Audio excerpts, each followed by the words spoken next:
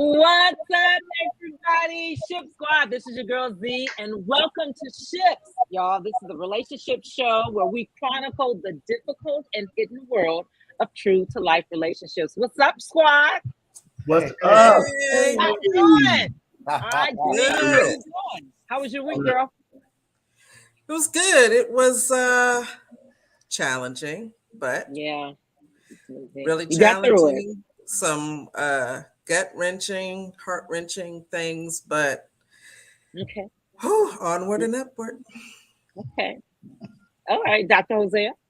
Man, it was a very exciting weekend to say the least, but it was good. No complaint. All right, Pastor Rick Arcee. Beautiful week, recovering from this whole Rona stuff. You know how it hit everybody. So recovering, thank God. All right. Well, y'all, we got some exciting news. I don't have tea today, but actually I do have tea, but it's not like the hot tea. But anyway, we're going to get into some juicy conversations today. Before we get into the message in about, take my little sip. I don't know how to say it. So it's this bishop, right, y'all, that's been single for a long time. And he had this person he's been seeing for a long time. And so he decided to go ahead and get engaged. So and it's just a hot topic in LA. A lot of people have been talking about it. It's buzz on the streets. I'm like, congratulations. And yeah. So, Janine, you have any comments? Bishop Noel Jones. Oh, wow. Yeah. First of all, I thought someone was joking when I got the text that he was engaged. I thought, I'm like, this can't be true. And I'm like, why? Now, after all this time, I think Miss Loretta, I remember seeing her in the reality show they did about the pastors. And I'm like, right. I just wonder, and it's none of my business, but what changed after all these years of that's his woman? Like, why now put a ring on it? Congratulations. Yeah. But it just seems like, 2022, that's okay, that'll be the year. I don't. Yeah, Pastor Arcee.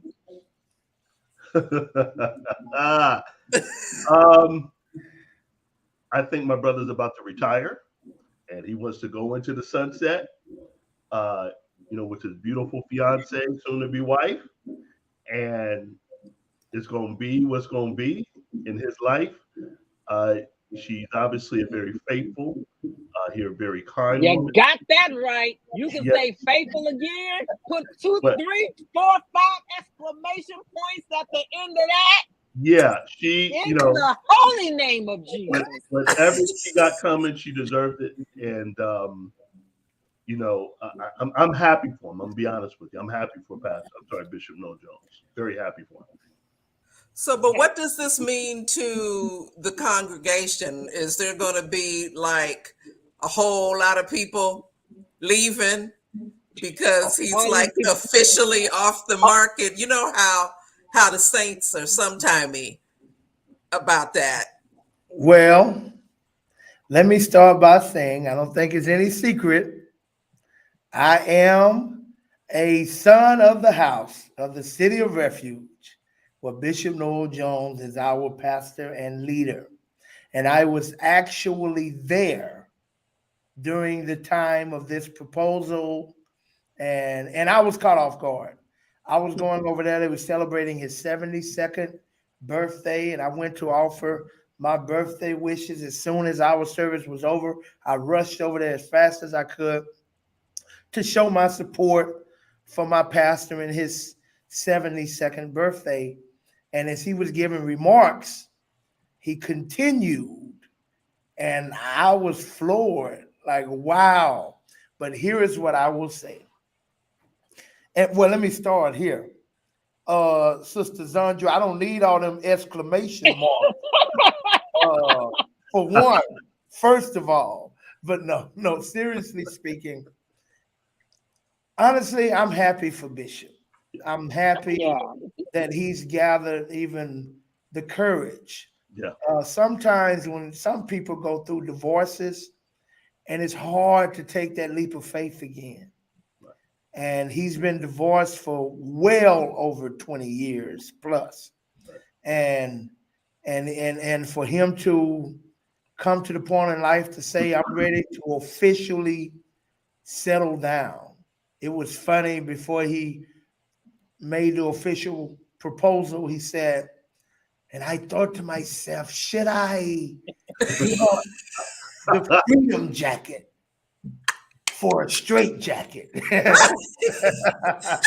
And after so many should I's, he says, but I decided to stop saying should I and say, will you marry me?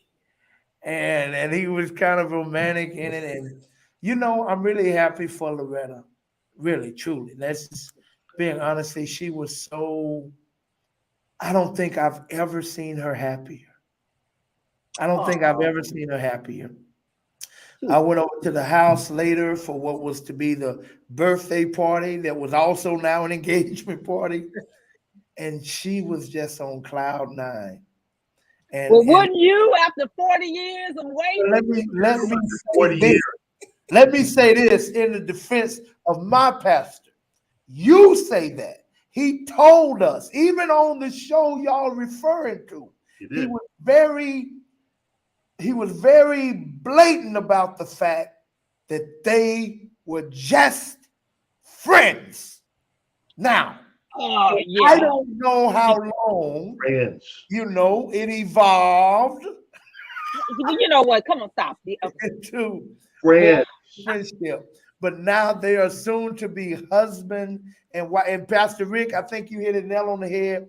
Bishop's, you know, talking about retiring. It's time to just settle down. And he's been working hard for a very long time. Very long time. He's been preaching the gospel since he was 19 years old. Yeah.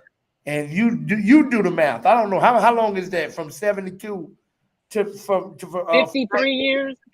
Oh my God. What that got to do with getting married?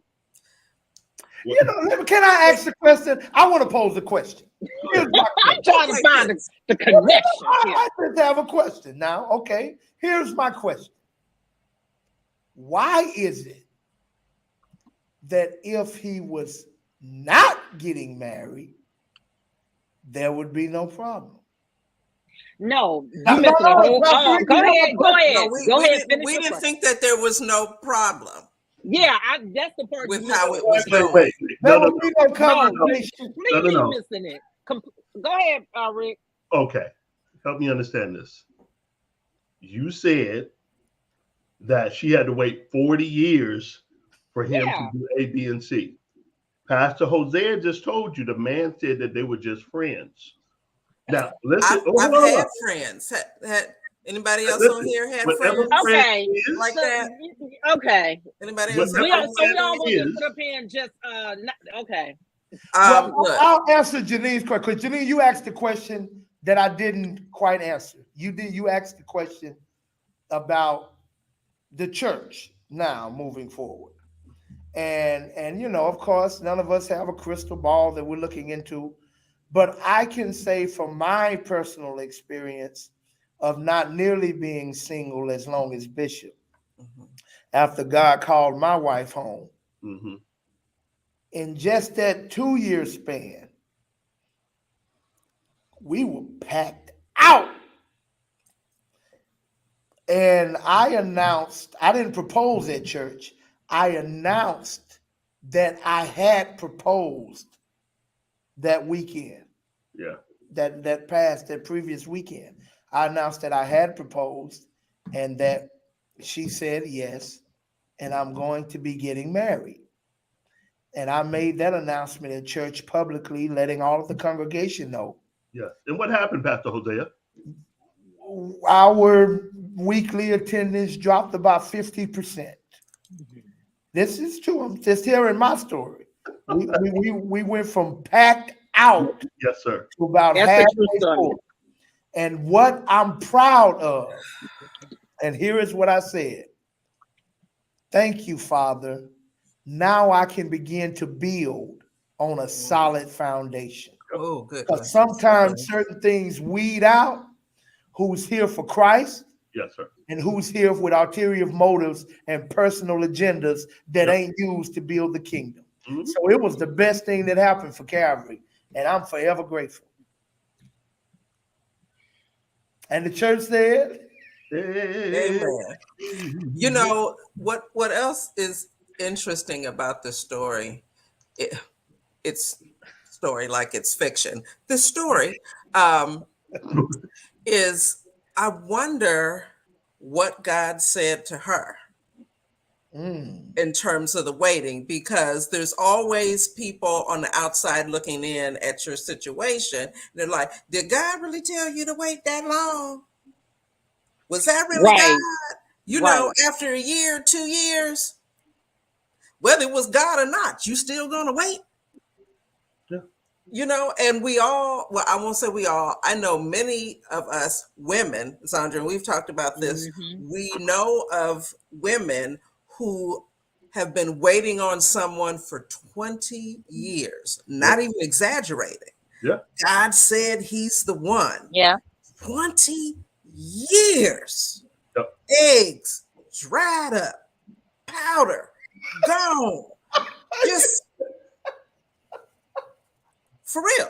That's true. Right? Wow. Waiting. So that is that takes a lot of character and heart to wait.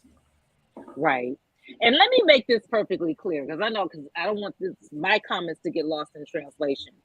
As far as him or any other pastor, because I know of a pastor as well that got married.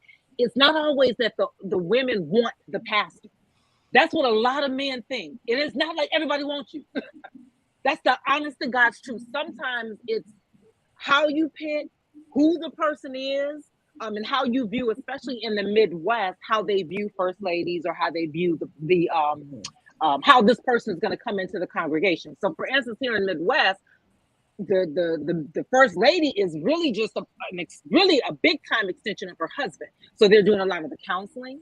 They're doing a lot of the women's ministries and a lot of the deliverance ministries and stuff. That's just how they come as a package.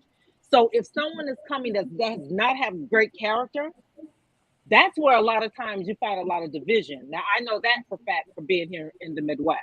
So in saying that with Bishop Noel Jones, I don't know the man. I really don't. And I don't know Loretta. I just know that they, the story that they've been dating. And you said they were friends for a very long time, but I don't know her character. I don't know anything about her, but I wanted to clarify and make that clear. Everybody don't want the pastor. Some people really genuinely care about the ministry, Pastor Jose. I just wanted to make that clear. And they may not agree, with how this person may take on certain ministries, and then they're set. My thing is just don't go to the ministry. That's my thing. I wouldn't leave the church. I don't disagree with what you're saying, but here is where I have a problem with it.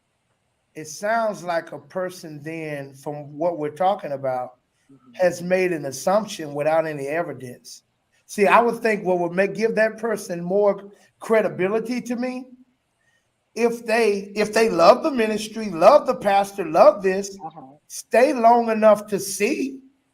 You haven't given, what I'm saying? If you love the pastor that way and the ministry, then at some point you have to give his judgment the benefit of the doubt with things that you don't have as much insight on as he does. So in that case, you should hang around a month and continue to do ministry. And if what you fear, you see it transpire, then you can make an educated, informed decision to choose to be elsewhere. But to assume, it's probably going to be like this, and it's probably for here, they knew beforehand, because this was a person that was in the church.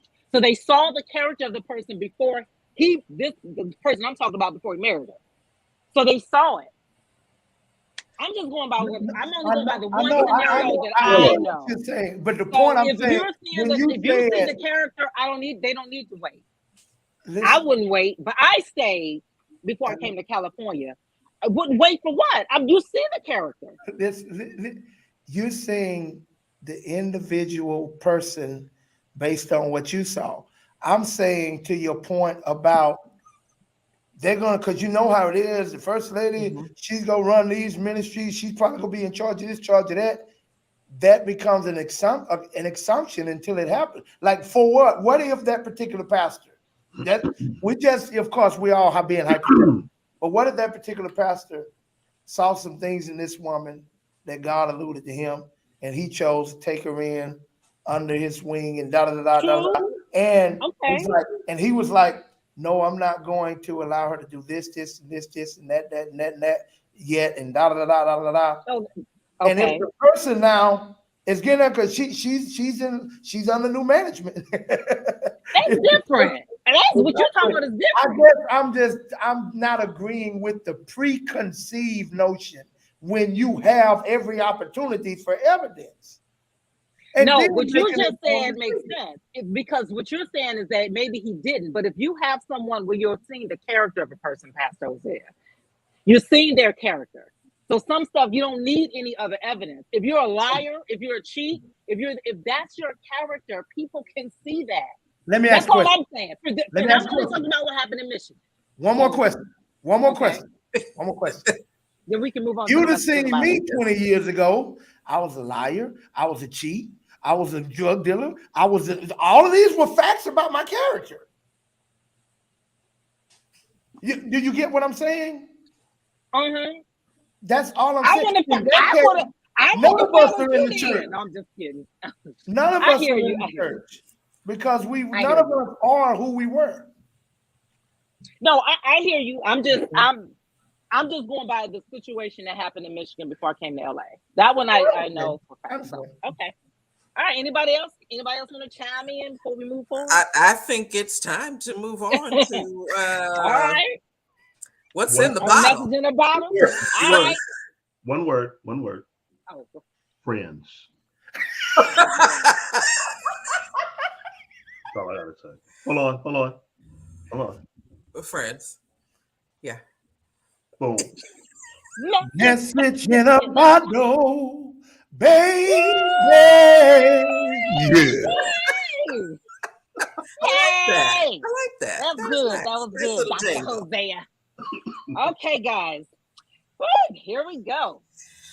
Dear Ship Squad, I never put my business out there like this, but desperate times call for desperate measures. And this is too sensitive to share with friends or family. I'm coming up on my 1-year anniversary, and I can count on one hand how many times my husband and I have been intimate. Our wedding night was disappointing because I was on my cycle. Nevertheless, I thought a few days later we would make up for lost time, but it was more like one and done. Neither one of us was a virgin before we got married, but we decided to not mess around until we said, I do. And now we don't. I never thought I would be the one wanting and begging for more intimacy. I don't know what the problem is, and he changes the subject whenever I bring it up. I love my husband and I want him, but I feel like he doesn't want me. I feel trapped in a sexless marriage. I would never cheat, but I understand why people do. What should I do?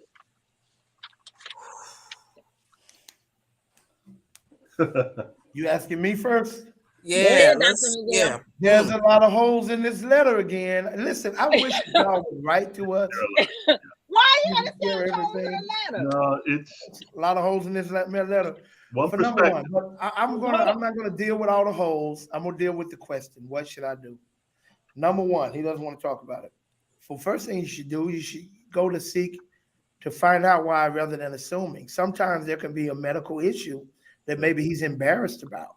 Right. So the next thing I would wonder was sex something y'all talked about before you got married?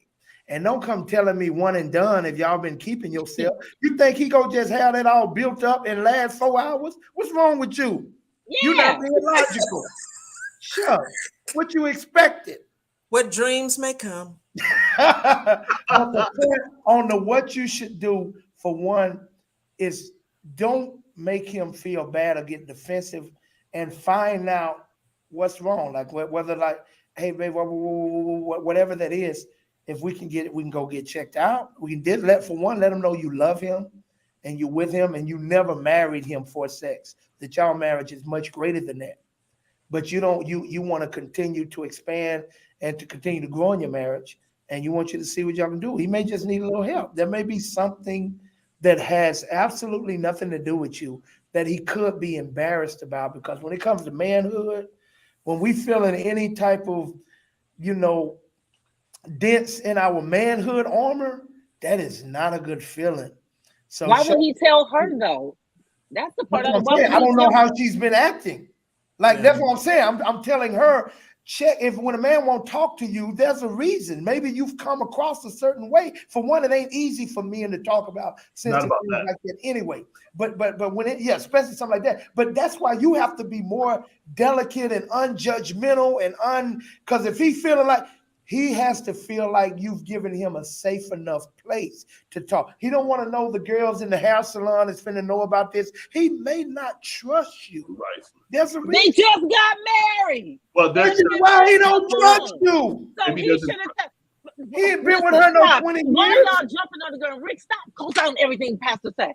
Wait a minute. Why is everything on the woman? I'm a co-signing everything he says. He asked, what should I do? She didn't ask me what he should do. Okay, so what if, again, we don't know, but what if the woman is coming from a place that has had some insecurities triggered? Because I could see that on her side, it still comes like, if I am enough, if you desire me, if you see me that way, you're going to want me. Okay. By him not wanting her or them not doing it often, I could see how that could be a trigger for her. And so instead of coming from a soft, caring, gentle place, it's the trigger speaking, it's the insecurity speaking. So I could see a lot of tension on both their sides, which would make it next to impossible to create a safe place to talk about it. I mean, they have to, but like you said, there's a lot of holes in it. I'm gonna just go ahead and jump off the deep end. Let me back up so I get a head start. Okay. When I heard that and I thought about some situations that I've heard of that were similar to this. I've heard of them as well. It ended up in divorce, and they found out that their significant other was gay.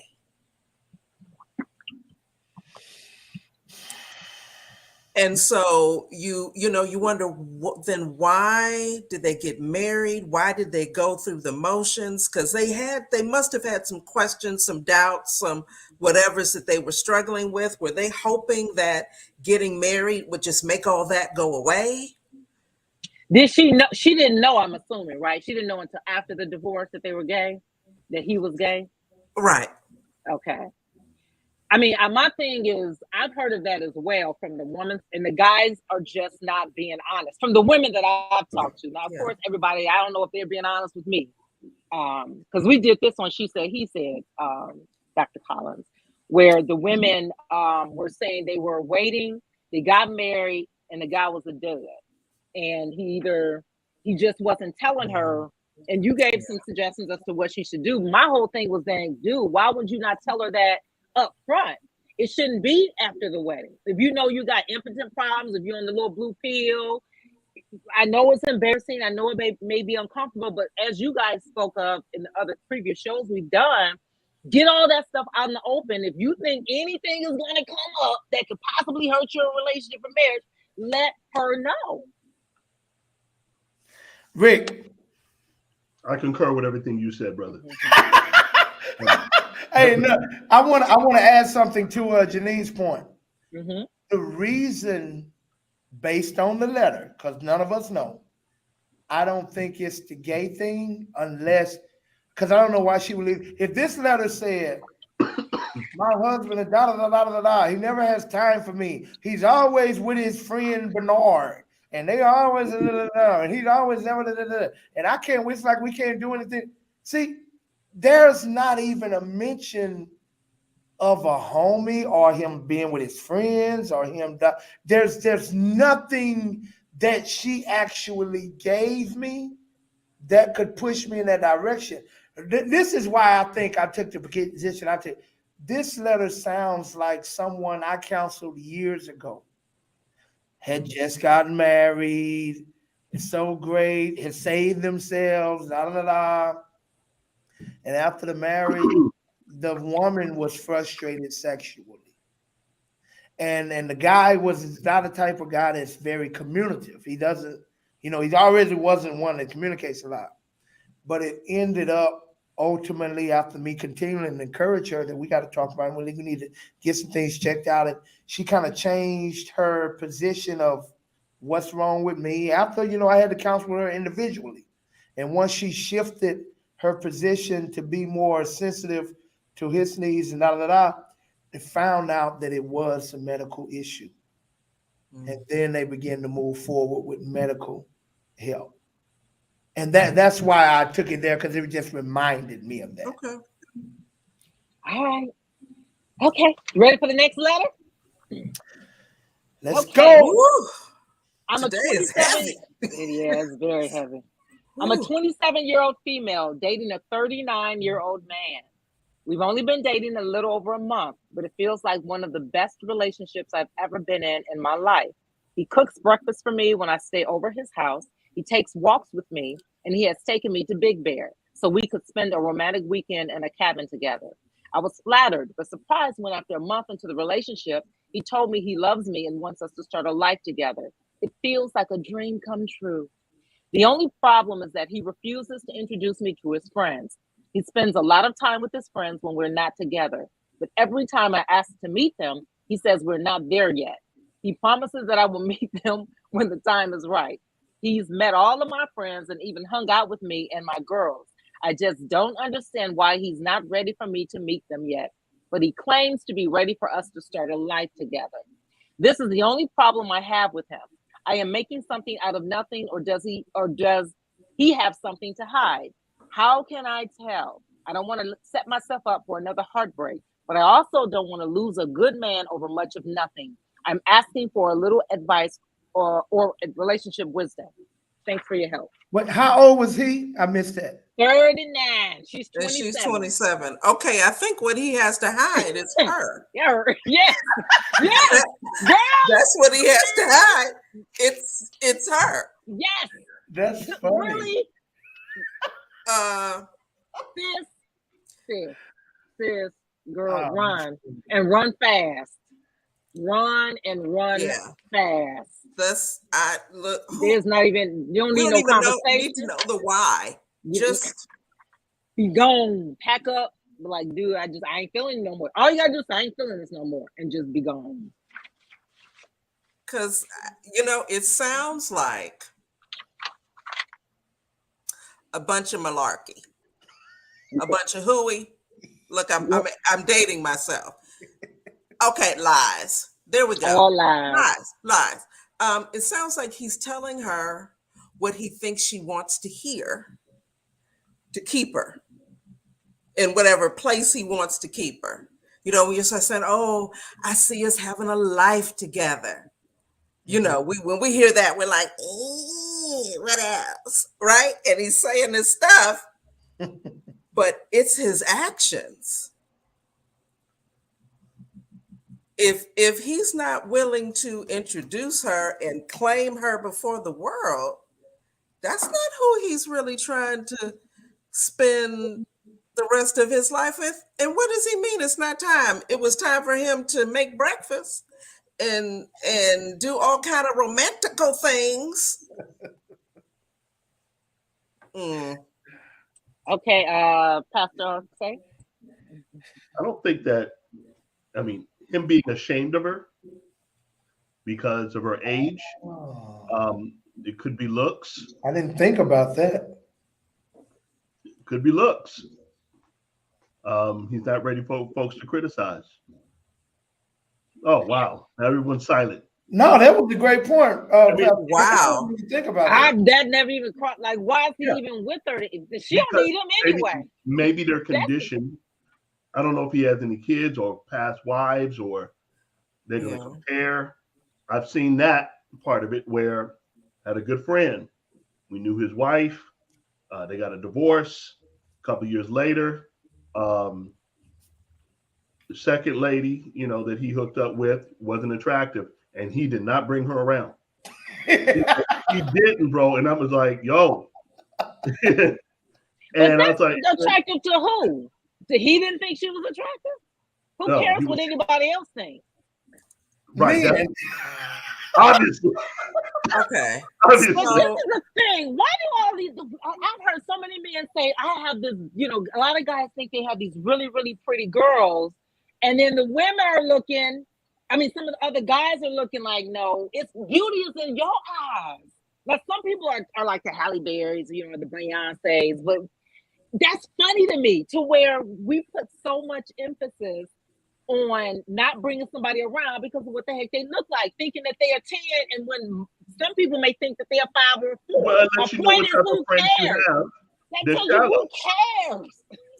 As long as she look good to Okay, you, or he looks so good to you. The this, boys care. this. I know, right, Janine?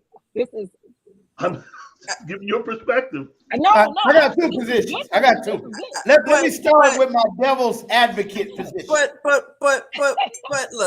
look, ladies, look, I don't know if he feels that you don't look good enough to introduce you to the That is homies. just so up But, on the and this floor. is for all the ladies out there, look, you want to be with someone who is not afraid to be seen with you in In daylight. public. I've seen No. it. I Nobody dated in dark. With people that they know. You listen to him. you run.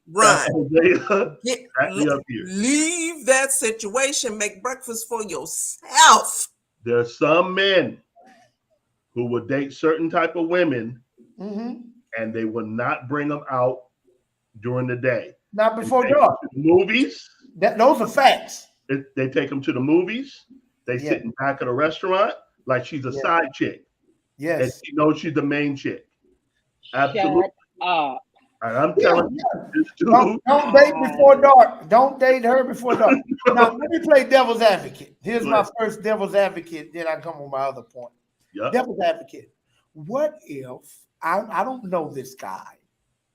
What if he's so ashamed of his friends that he don't want her to judge him by them?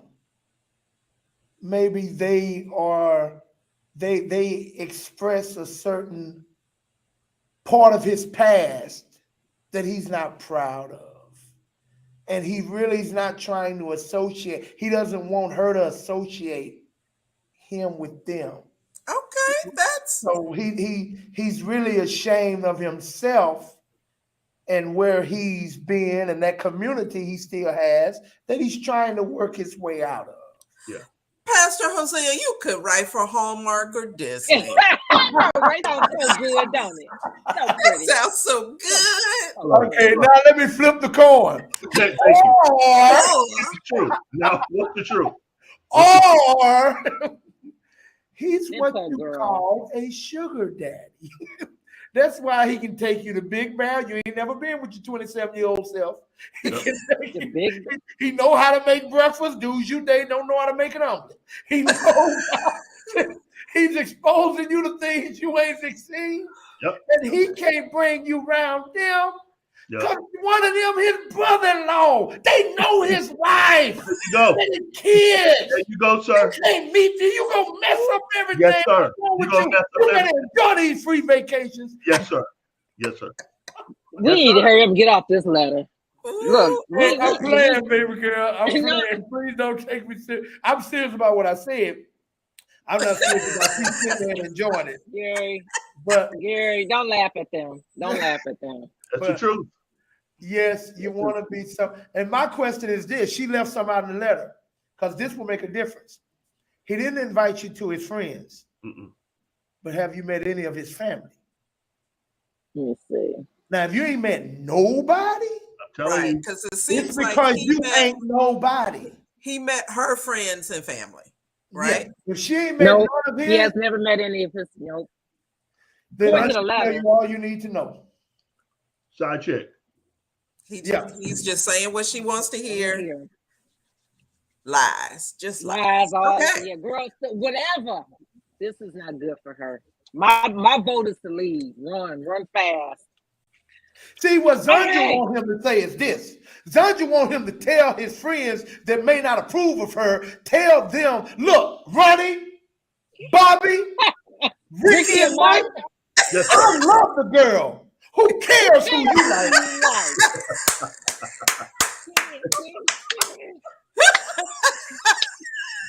Cool it now. That's what it's supposed to be.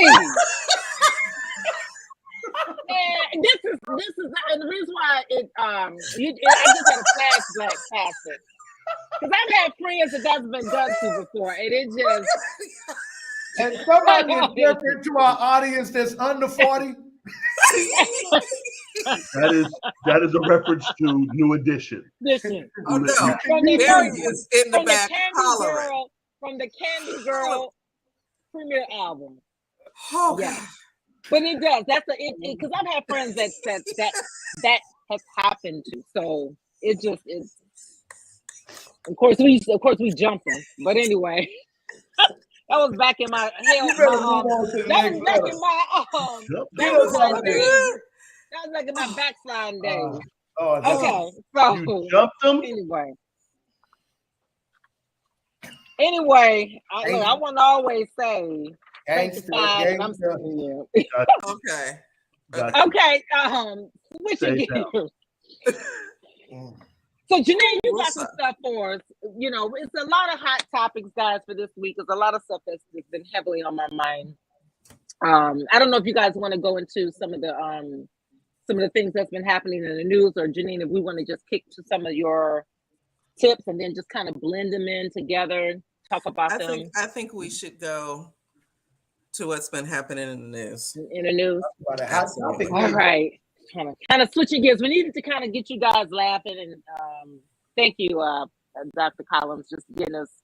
But a lot of things have been happening, and what I don't understand that's going on with a lot of the suicides. So it's been just several. We know about Ian, Regina King's son. I was just completely blown away. He died 2 days after his 26th birthday. Only son. Sad. You know, he was dropping an album, I think, within a couple of days. He did send out a tweet, I think, a couple of days earlier, just saying he mentioned about the SpongeBob character, and it was an episode where the SpongeBob character had a bunch of smaller SpongeBobs inside of his head, and he felt like he was losing his, you know, his mind. And then, you know, not too long after that, he took his own life. The other one is Michael Madsen. I love Michael Madsen. He's an actor. I know him from Reservoir Dogs and the Kill Bill movies. His son Also was at married 26? in Hawaii. Yeah, died Wow. at 26. He was married in Hawaii. He took his own life. And of course, the beauty queen. Chesley Christ. Now this woman, I just don't even get it. She left a note behind, 30 years old, gorgeous, Miss USA, attorney, you know, but I know none of this stuff matters. That's why this kills me, because none of this matters. And it seems like this stuff is taking people by surprise. I heard Gayle King talk about this. She was a correspondent for Extra, and everyone, and I'm not to say that she would talk to Gayle King, but it seems like people are just completely surprised. Also, the mayor of a small town in, we got the Walking Dead actor Moses J. Mosley, 31. I think he shot and killed himself from Walking Dead. And then the fourth one was the mayor, he was 44 years old, of one of these towns, I believe in Maryland, here in the Midwest. He took his life. So guys, I don't even know. We always say, like, reach out for help, and if there's any signs, Yeah. So many, you know, if that's the case, everybody will have a sign of you don't know. Because I had a friend, this is also very personal to me, a kid that lived down the street from me. He didn't reach out to me to ask for help, but he kept asking me to come to California. And I didn't know why he was trying to come to California. So I told him, you know, he can come and he could bring someone with him, his cousin. And then he just blocked me off of Facebook. Now I've known this kid since he was a little bitty something. I knew something was wrong. I didn't know what. Never thought that he would hang himself. To this day, I still, he's a part of the Forever 21 crew. He would be 33, I think, if he were still living. I beat myself up. Like, should I have let him come to California? Should I have done this? Should I have done that? What could I have done differently? I don't know the answer. So maybe you know the answer, because I don't. So I want to throw this out there. When we're talking about depression, mental illness, anything that fits in that bucket, it's easy to say, reach out and put up the 1-800 numbers. Yeah. But that almost suggests that we then don't understand the nature of what the struggle is.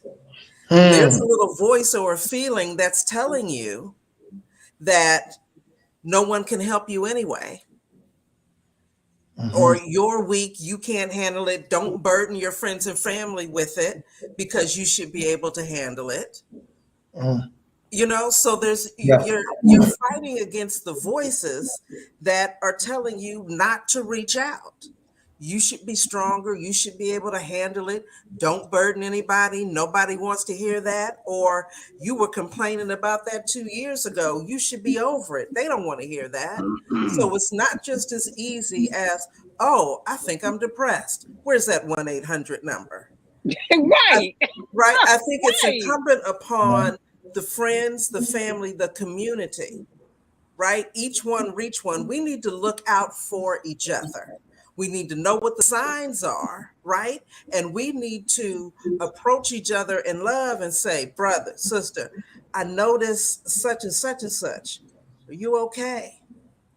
Yeah, Are you okay. sure? You know, Yeah, I'm sure. And watch them, stay on them, maybe some interventions. We can't, we're not superheroes. We can't save people, but I think it's going to require the rest of us standing up around each other, opening our eyes and paying attention to each other, listening. Listen to what's being said and what's not being said. What's not being said. That's good. Right. And Janine, you're so right. You're so right with what you're talking about. But then there's certain people, it depends on obviously your personality. You hit the nail on, you hit it. When you have certain people who, like you said, you feel like you're burdening people, sometimes people don't understand and they don't know what to say. You know what I'm saying? Or they say the wrong thing, or they don't want to say anything because they think that they're going to say the wrong thing. And then you're like for instance, this beauty queen, it's like all of these contestants are like, man, I just didn't know. And I don't know the answer to that, because like even with Brian, I never thought he would do that. But he had left signs before I just didn't know about. But I can only go by when he was reaching out to me, and I knew when he blocked me, because my answer to him wasn't worth a block on Facebook. Right. And so I was then reaching out to my nieces. I said, go and talk to him. Let him know I'm not trying to not keep him. I didn't know what was going on. Right. And then when I heard that, I'm like, I literally just froze. Like, what could I have done? Yeah. How then do you know? Like, we can ask people all the time. I don't want to tell you what's going on. You can't help me. That's the thought.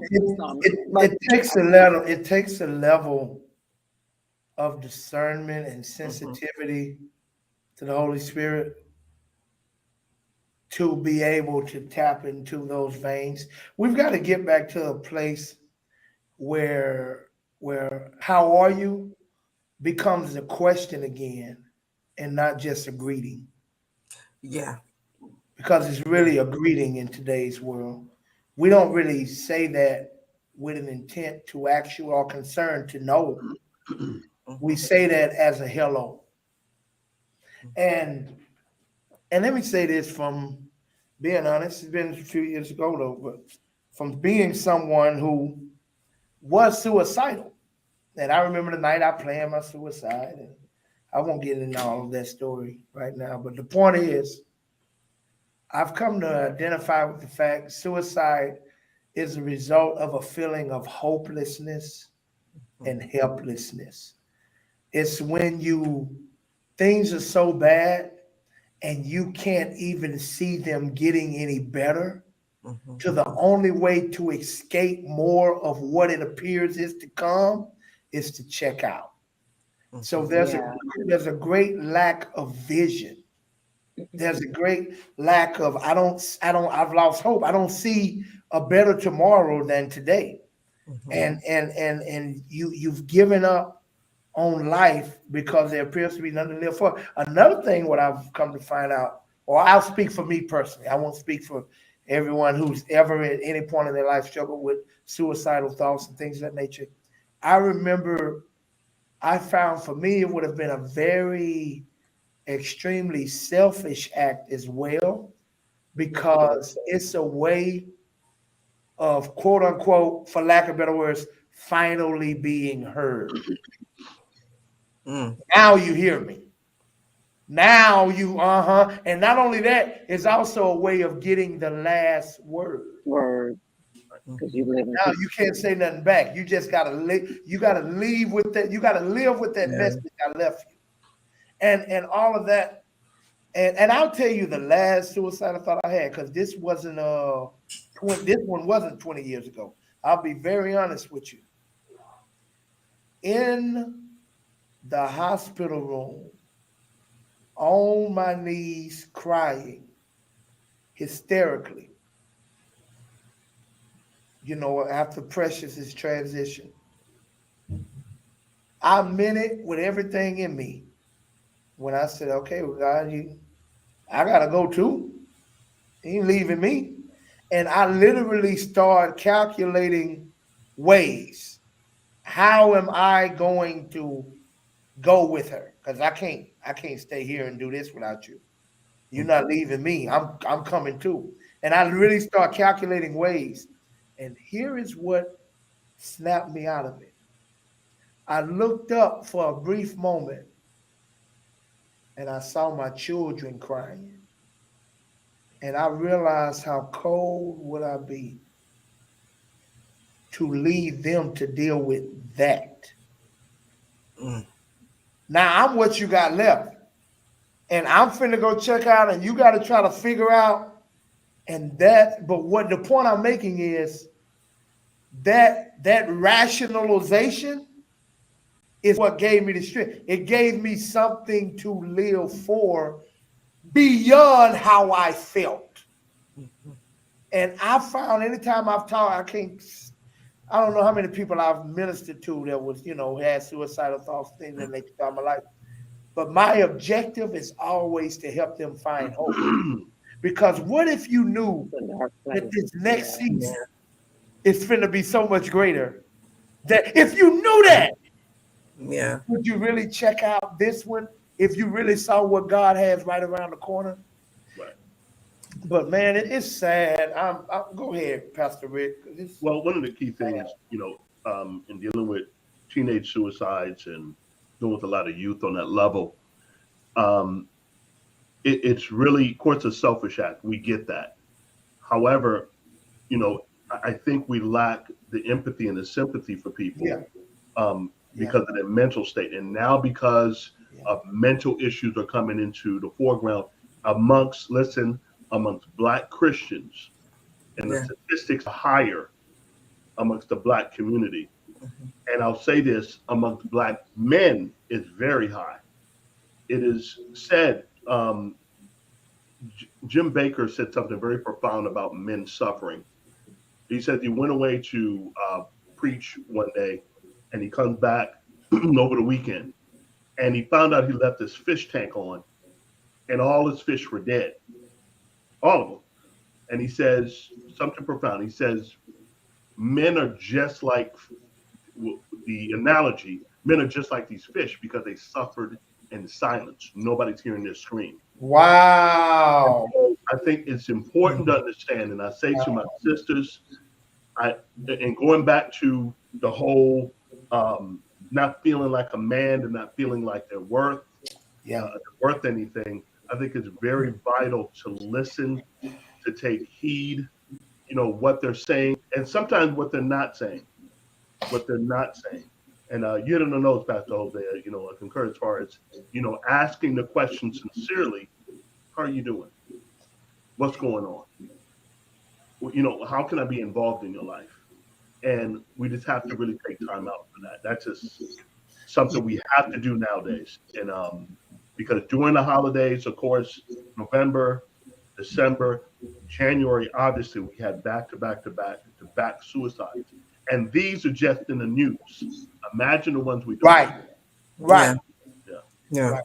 John just said something I would like to pick up on earlier. I think you were alluding to how people can't believe how this person or how that person, because often on the outside looking in, we look at, hey, if you got money, if you got opportunities, if you got, you're beautiful, you are educated, you're smart, if you're talented, if you're gifted, how could you? And we look at it that way. I think Bishop Jakes coined the phrase public success, private failure. Mm-hmm. That's, you live in here. Yeah. This is where you live. It's not out here. Right. And oftentimes, and I've wondered this, if I be honest, just throughout my life, I've always found I used to be perplexed to see how it seems like, people that appear on the outside looking in to have so much going for them. Yeah. But Ray in Section 8 on welfare, 2 strikes, not a pot to urinate in or a window to throw it out, ain't going nowhere. I mean, you don't often hear of people that seemingly don't have much to live for taking themselves out. And I think we're often perplexed with people that, again, seemingly have more going for them checking out. And I don't know the full answer to that. I've rationalized with it and speculated, and I got some thoughts on it, but I don't know. I mean, I don't know. I've only, like Brian was the closest to me that I've had the closest contact with that actually took his life. The only thing I can attribute to was when I get a divorce. And that's why when people say divorce is worse than death, they never lied. I'm the only divorcee here. And I wasn't married that long. And I wasn't expecting it to be as painful. It literally is a tearing away.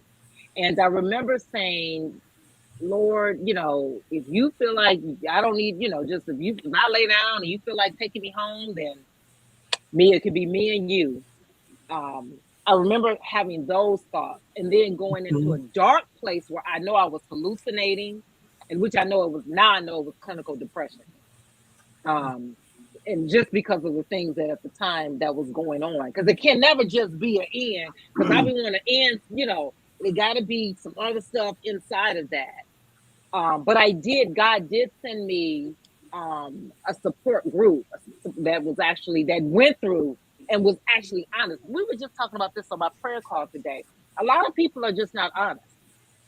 As Christians, we're portraying this like things are just so foo-foo and just so blessed and highly favored. But we're not telling the truth as to our horse days, or how we are Janine and I laugh about this.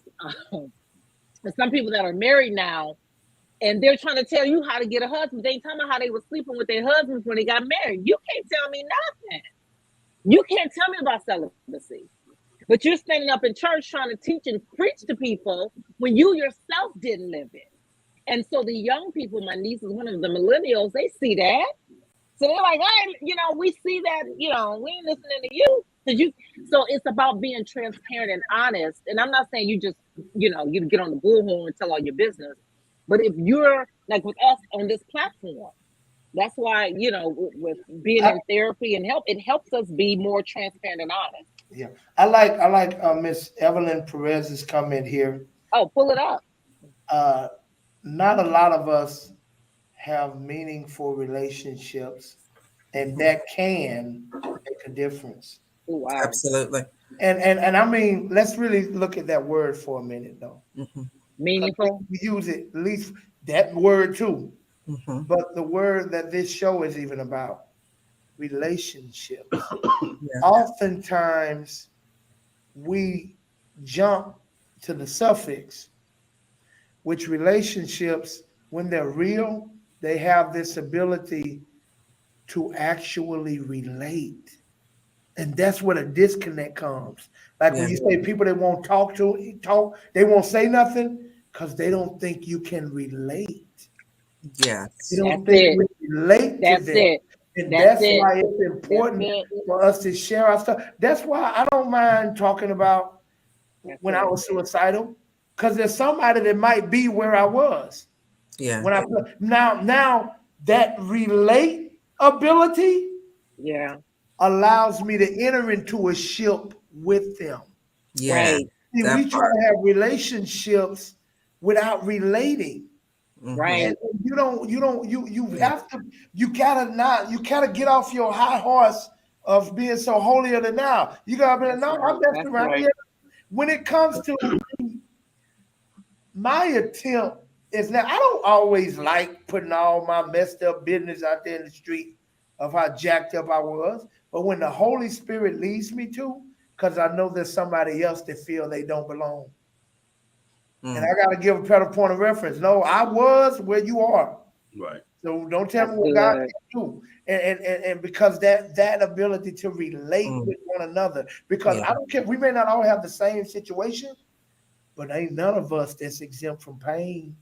Oh my God. How can you not relate to somebody who's hurting, even if they're hurting for a different reason? You got that right. Absolutely. So before you say, I can't believe you crying over that. Oh no, you didn't cry over something else.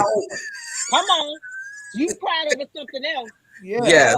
They would never cry over. That is so true. And I was that person. I was that person in college. So interesting how I got was I was in that person like, girl, you crying over him? Get over it. So I fell in love. And then I understood, had a point of reference, and it just almost literally destroyed me. To the point to where it kept me to where I just wasn't interested in necessarily being with anyone, which is why we're here so many decades later, where I'm like, it's fascinating when I look at people like, you actually moved on past that, because I'm like, but I didn't know that I had stifled my own life, would not trust it. Without trust, I'm like, no, that's why everybody a liar. And trust is so big to me because of that. And I had to, with that therapy and counseling, that's helping me to come out and recognize that kind of stuff, so I can have better relationships, strong relationships with men and women. It feels like we are probably almost out of time, but I did find some warning signs for suicide. So I think if we could even just go through those. Yes, ma'am. Okay, so some of the warning signs include extreme mood swings. Good. That's good. Next one. Feelings of hopelessness. Yeah. How would you know that with someone, though, that they feel hopeless? I think it's listening. Yeah. Exactly. This isn't the assumption that this is a neighbor that you never talk to, or someone at Ralph's that's bagging your groceries. Yeah. This is for people in your circle, right? People that you know. Their conversation changes. Yeah. Right. That's true. Okay. Giving away possessions. Mm-hmm. Oh yeah. Yeah. I mean, like just like you getting out of jail. Right. Yeah. Yep. Losing interest in activities. Wow. Things that used to bring you joy. Mm-hmm.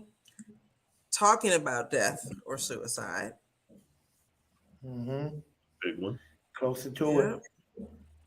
Saying goodbye Wow. to family and friends. Yeah. Saying that they are a burden. Yeah, Hmm. that's a big one. That is a big one Yeah. right there. Yeah, you have to really watch the self-esteem in people. Mm-hmm. Always watch the self-esteem. And then withdrawing from friends and family. So certainly there's probably more that could be added to this, and not every person who is suicidal will exhibit all of those warning signs. And if someone exhibits these signs, that doesn't automatically equal that they're suicidal, Right. Right. right?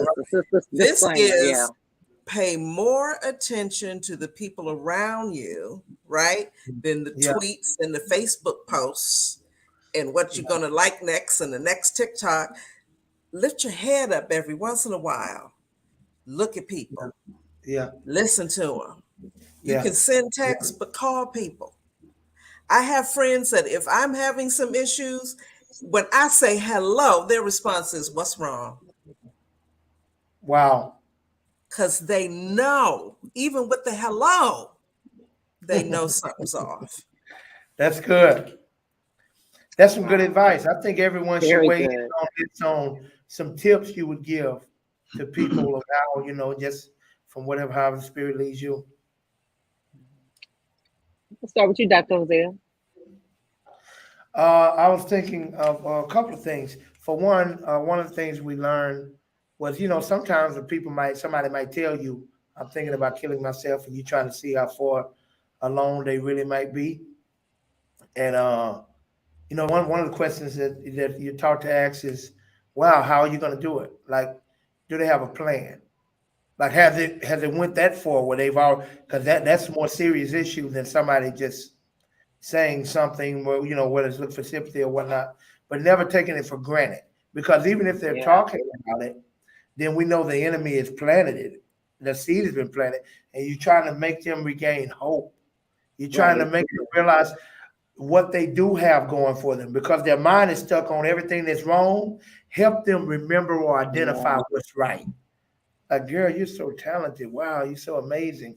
I know at any moment now things, because you can do this, you can do that. I've always admired this about you. And see now, because when you've lost all your self-esteem, you might need some others' esteem. So let me start planting it in you. Let me start pouring that in, because I've got to create hope. I've got to show you what you have to look forward to. I've got to show you what God is. Sometimes, maybe I can relate. Girl, I remember, a time in my life when I was, I thought it was it. I'm just so glad I didn't give up then, because we never know. I found out when it got the hard, it was when I was the closest to my breakthrough. And encouraging, and I'll share this, I'm done. There's another pastor that I know, and this was before he was a pastor. Someone called him up. Now I'm not recommending what I'm going to say. I'm just sharing a story. Someone called him up from his church and told him he was going to kill himself. And he got so mad at that person. He said, really? Really, Doc? I thought we was better than that. You're going to really, this is what you're going to do? How can you be so selfish? And the guy thought he was talking about killing himself. He says, how could you be so selfish that you going to call me with this? Now you going to put this on me? So now, if I wake up, you did. So now I'm gonna feel like it's my fault. And I gotta live with that guilt the rest of my life. You had to leave that burden on me. Like, I can't believe you. And by the time he finished, that dude's still alive to this day. All right. Well, okay. I'm not advising that. Right. It was one man's strategy. But he said that the point I was gonna make, though, he talked to him for a long time. Yeah. Yeah. They had to come. Okay. All right. Pastor Arce. I just believe that you must really get people to come out of themselves. Again, because many times when you start thinking about your issues, your struggles, right? I take them downtown. I take them right there in the middle of Skid Row. Wow. And I show them pretty much what life could be. And let's compare to your life right now Count your blessings. with your six figures, with your nice car, with your beautiful wife, with your beautiful kids, with the nice everything that you have. Yes. Let me show you what life's really about. Once they learn to compare their lives to someone worse off, they start rethinking pretty much, you know what, maybe my life isn't that bad. And then you could, of course, obviously start ministering to them and making themselves come out of themselves in such a way where I believe they can be helpful to other people and talking as we're talking, and really confront the thoughts. Why do you want to commit suicide? What is so bad in your life that you want to take yourself out and put a burden on the family or your friends? And so depending on the situation, but that is one of the strategies I use, make them come out of themselves. I hear that, Pastor Rick, because what they're lacking then is purpose. Right. They've lost purpose and value. All purpose. And you're trying to reignite a sense of purpose and meaning and value. It's good stuff. But let's all do our part. Yeah. Well, I guess it depends on the person, because certain things I think if I heard it would turn me the other way. I don't know what I would say. I've never had that. Brian was the only one but I didn't know he was going to do that. Can I advise you on something, Zandra? So you don't know what you would say? That's okay. If you're ever in that situation and you don't know what to say, just know how to listen. Yeah. Just say, wow, talk to me. Tell me what's going on. Yeah. And what happened? Yeah. Oh my God, that's terrible. Yep. Let me hear. So what did you do then? Just become someone that cares enough to give them a space. Because if they release enough on you, they won't have as much left in them. Yes, sir. So just listen. That's good. When the scripture talks about, carrying each other's burdens, that's that part. Yeah. Yeah, that's good. That's good. Amen. Oh wow, this is a heavy show, y'all. This is a very, very heavy show. Woo. I need to go worship because that's child. It's so heavy. I'm glad that we kind of took a little detour from what we were originally going to talk about. And certainly, if anybody is struggling or someone's struggling, there are the 1-800 numbers out there. But let's just keep our eyes open. Keep our ears open. Make a commitment to be there for your brother, your sister, your neighbor, your coworker. Just listen. And if God puts somebody on your heart to reach out to, do it. Yes. Now that part. Call them. True. Call them. I know we're dealing with COVID, so you work that out, but call them or stop by or text or whatever, but reach out. Right. That's Good job. All right, squad. All right. This has been good. So, guys, again, I've been so deep, I forgot to tell you to subscribe to our channel. Subscribe to our channel. The link is in the description section. So please, guys, subscribe, like, share. And we want your letters. Please, we want your letters. You can email us your letters at betterfliesentertainment@gmail.com. Betterflies Entertainment. And of course, you can hit me up as Zandra S. Wilson @yahoo.com. You can even go on any of my social media handles and inbox me your questions. We would love to read them. We're getting them coming in, so we want to be able to read yours with our surprises later on. But guys, this has been powerful. This has been good. Yeah. And guys, we're gonna catch you in 2 weeks. So be here in 2 weeks. That Valentine's, we're gonna have some hot stuff for you. Very hot stuff. So come on, take a little bit of time with us during drive time while you guys are on your way home. So okay, again, subscribe, and share. Okay, guys, any final thoughts before we just bon voyage to our group today? I would just say, pray this. God, use me to help somebody else. Amen. Amen. Okay. All right. Bye, everybody. We'll see you in a couple weeks. Peace. Everybody. Peace.